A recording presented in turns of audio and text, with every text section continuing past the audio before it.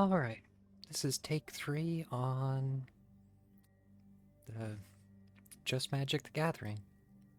After reviewing my last video, I noticed that once again the volume was still too loud and I was still too quiet. Part of that comes from me being soft-spoken in general, and me not speaking with a presenter voice. However, I believe with my current adjustments that should be resolved. I was just looking to knock out the end of my dailies and go from there. The jump in that I left on last time, I basically just resigned from after I got my one win, and I was looking to knock out some red or black spells, which in a way gives me an opportunity to showcase my Lifelink deck. My Lifelink deck is mostly black, and the parts that are white are kind of a white-black. So, because there's, yeah. Authority of Councils helps shut down aggressive decks and haste decks. One of the best, I think, white cards there is, and it'll be familiar with people who play Magic, especially somewhat competitively. I did build out my Bats deck, and this is from that. The Golden Sidekick drops counters on the cards in my hand when I gain life. So the point of this is that basically everything has lifelink. The Sanguine Soothsayer actually creates a bond when it attacks that once I get it out, whenever I gain life, the opponent loses life. So it works both ways. Nowhere to Run is, once again, a pretty common card for people that play Magic, or my brother showed me this. You can get rid of things that are basically indestructible, or this card works really well. Not only does it drop the 3/3, it gives you the perpetual ability of not having to deal with hexproof or ward, which is really nice. Fel is the cheapest black removal that there is. There's a bunch of black removal and different ways you can do it, but this is where you start with 2. It'll just target a creature for 2. It gets a little more expensive from there. If you want like creature or planeswalker or enchantment, the cost just keeps going up. The Alchemist's Assistant is really nice. Once he dies, I can renew him to get a lifelink counter on something that doesn't have lifelink. And there's not much in this deck that falls into that category, but it is a nice reuse card from Takir. Enduring Innocence is basically this deck's card draw. Everything in this deck is basically 2 or less, other than my dragon over here. Or I guess and Vincent drops as a 2/2. Getting ahead of myself though. Enduring Innocence is really handy. Whenever a card enters, I get a draw. If it has power 2 or less, and when it dies, it turns into an enchantment. The Quasi Revenant is going back to almost another staple of Black Kill Death. For 3, it's a 3/3 that's flying Death Touch and Lifelink that also has Renew. I can get a flying counter with Death Touch and Lifelink on something else. And then the Vampire Nighthawk is a 2/3 that's applying Death Touch Lifelink for 2/3. Part of this is I can obviously improve this deck probably by swapping out 2 of these or 3 of these for 4 of those, but I just don't have the rare tokens. I am token strapped. So this deck could be optimized in a couple ways. In some ways this is what I have and what I've just put together. The Lenient Ward Leader, every time he attacks, he creates a lifelink kitty that's tapped and attacking, which is nice. And it's a 4/4 for 3, or for 4, sorry. Vincent is one of the newer additions to this deck. But when he flips, which is pretty easy to do, he becomes a trample lifelink. And this was in one of my like starter packs, and it's nice because she comes out somewhat early and has hexproof from instance, so even if they are playing a black deck, she's harder to kill than normal. Moog's Valor I've never actually gotten to work in this deck, even though I've probably spun it maybe 20, 30 times even at this point. And then one of my dragons. This gives the +2/+2 lifelink and hexproof until end of turn, so for 2 as a white I can basically give it as protection, but later for 5 it's black, I can play 4/4 flyer. And the Ward of 2 life is pretty handy too if somebody's playing a kill deck. As it is life gain, and like my golden sidekick gives abilities when I gain life, I am running my life gain lands. I didn't have I chose Scry over the life gain. And I could actually probably change that around a little bit. The one thing about the lands entering tap, though, is it does slow the deck down, and a lot of play is quick. Unlike if you go to a card store and play Magic there, these games do tend to be significantly faster. So I was going to play my Lifelink deck just once to showcase it, and maybe twice.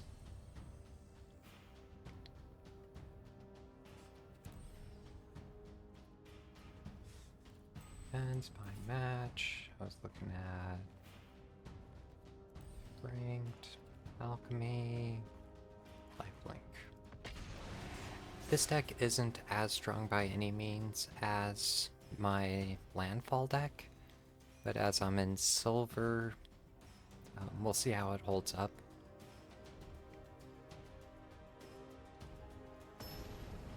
It does hit fast and hard. And it's a fairly cheap deck. I should have actually shown that. So I have the 2 whites and a colorless for my Enduring Instance. I like it. I can play basically my whole hand.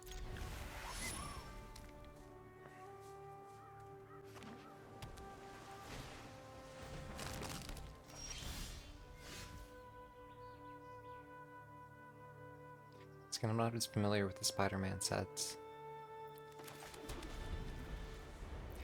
I'd sacrifice an artifact for 1 into tap to get a 1/1 counter on target creature, and you get to draw a card, only as a sorcery.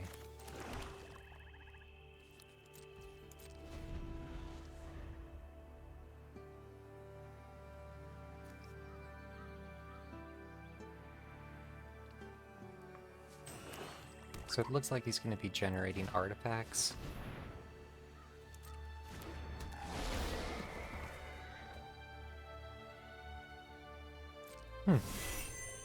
So I've actually seen this before. That land, when I get it, is going to hurt me.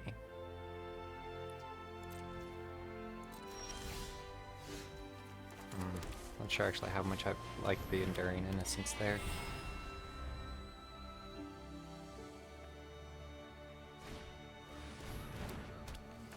Helpful Hunter.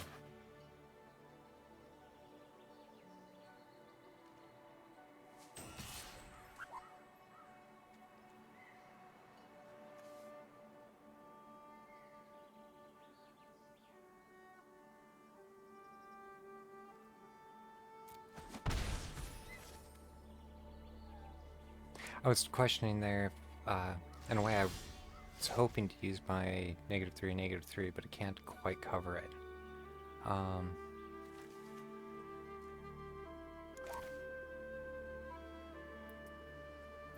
So here I was wondering, I can play my Nighthawk. Oh, I can't because I don't have 2 black. Ouch. Either way, this will get me another card. It could be a desert. It's another Nighthawk.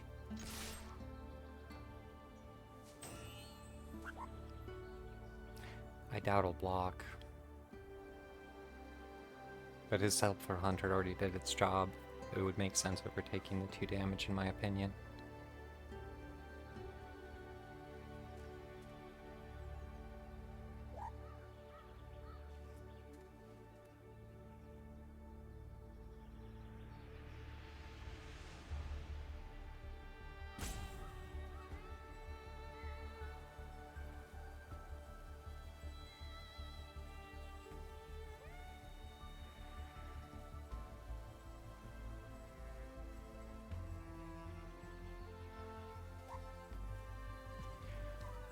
not sure. At this point I think he maybe stepped away or he's gonna time out.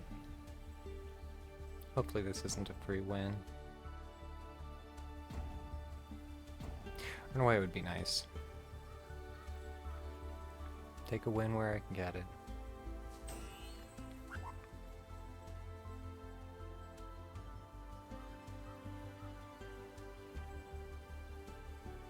Although the timer does seem to take forever. It's gonna allow him to auto pass, then I still have to wait for it to time out one more time.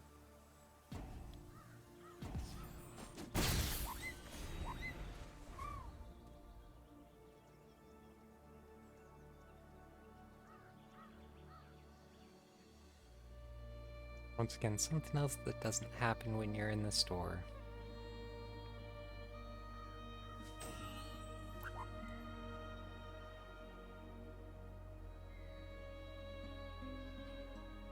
Come on, come on. Still like 15 seconds.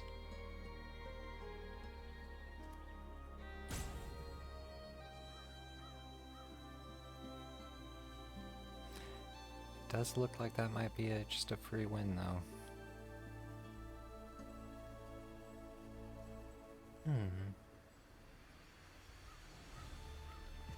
Alright. These scorched deserts I haven't seen very often, but yeah, when I play it, it's gonna do damage back to myself.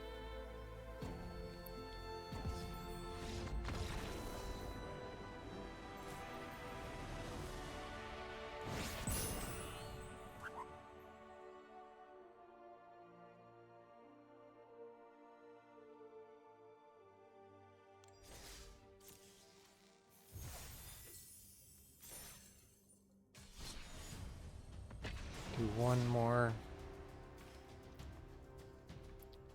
Hopefully it is once again a quick game.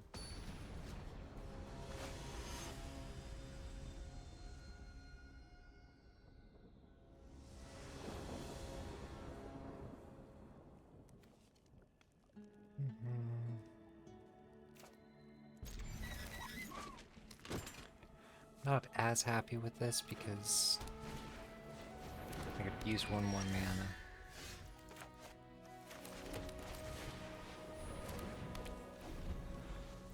But the Authority of Councils will start gaining new life whenever he plays creatures, and they'll come in automatically tapped.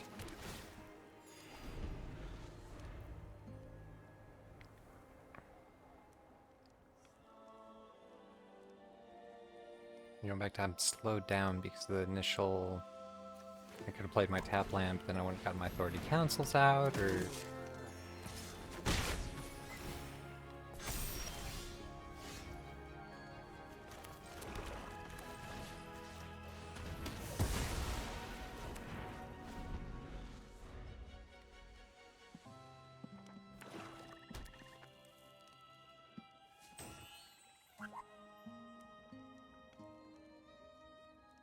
Almost looks like he's running kind of a life gain deck too.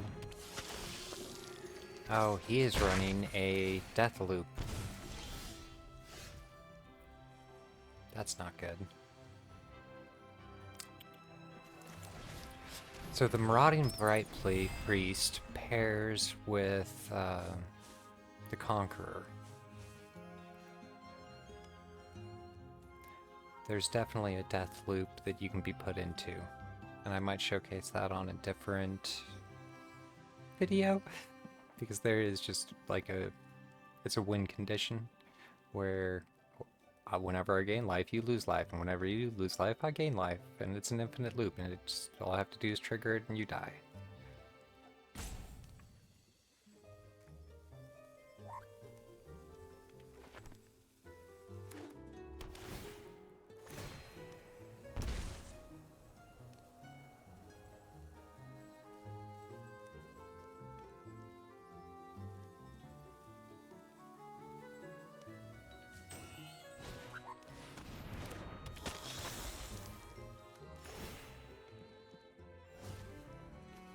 Our board leader's now a 5/5.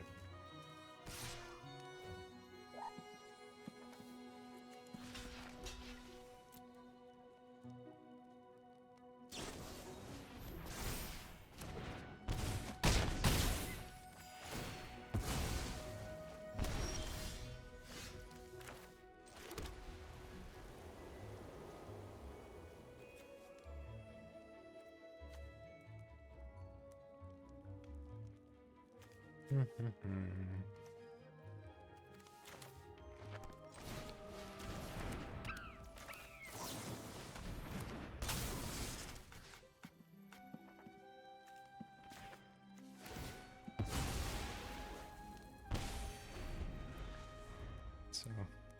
not looking very promising. 30 to 14.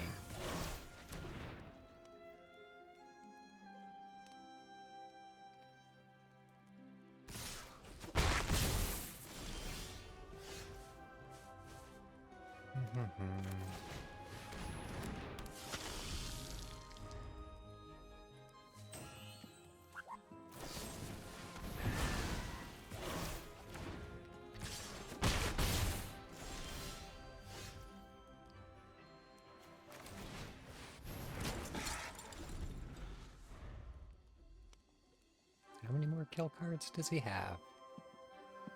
Mortify's a nice one. Twin Blade Paladin with double strike.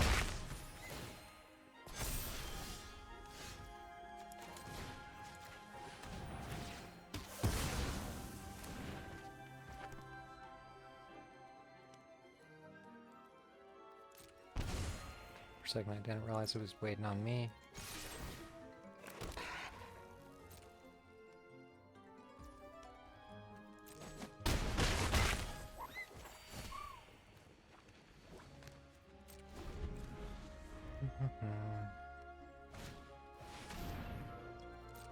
I recognize that card.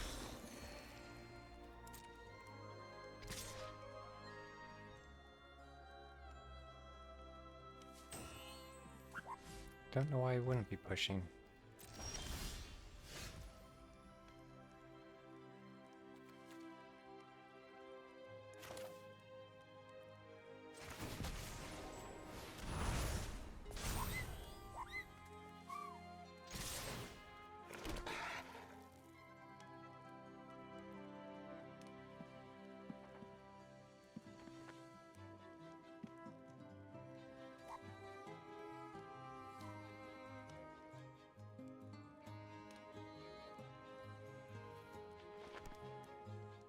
Okay. The long pause.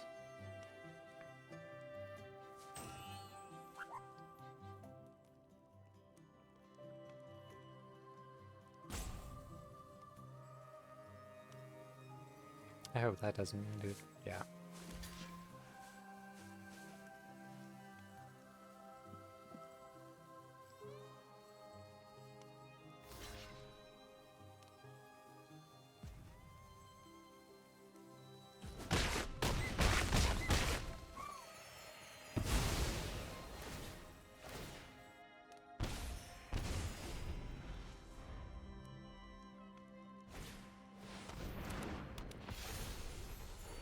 Authority of Councils is really handy. I'm still just mana strapped.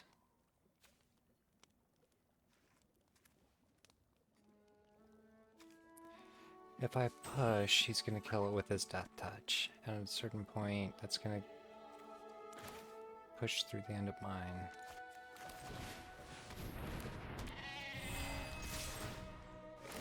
That'll get me another card, though.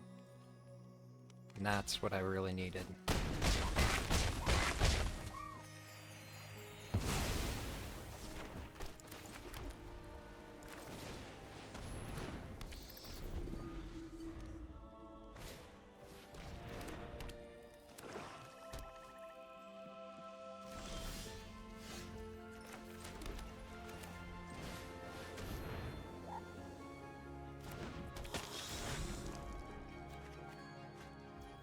Card draw engine's working nicely.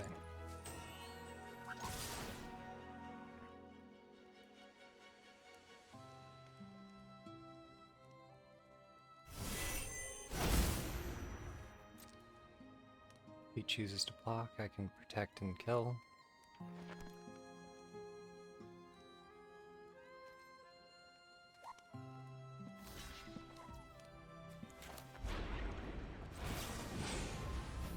The advantage of an Omen is it goes back into my deck, so I can play it again later. My dragon deck is super fun.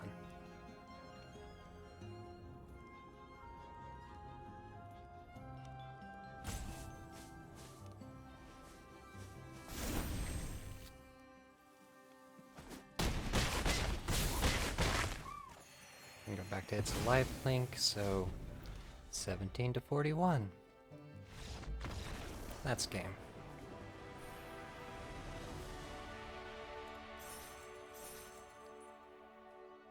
So yeah, with that, I look forward to playing again more tomorrow.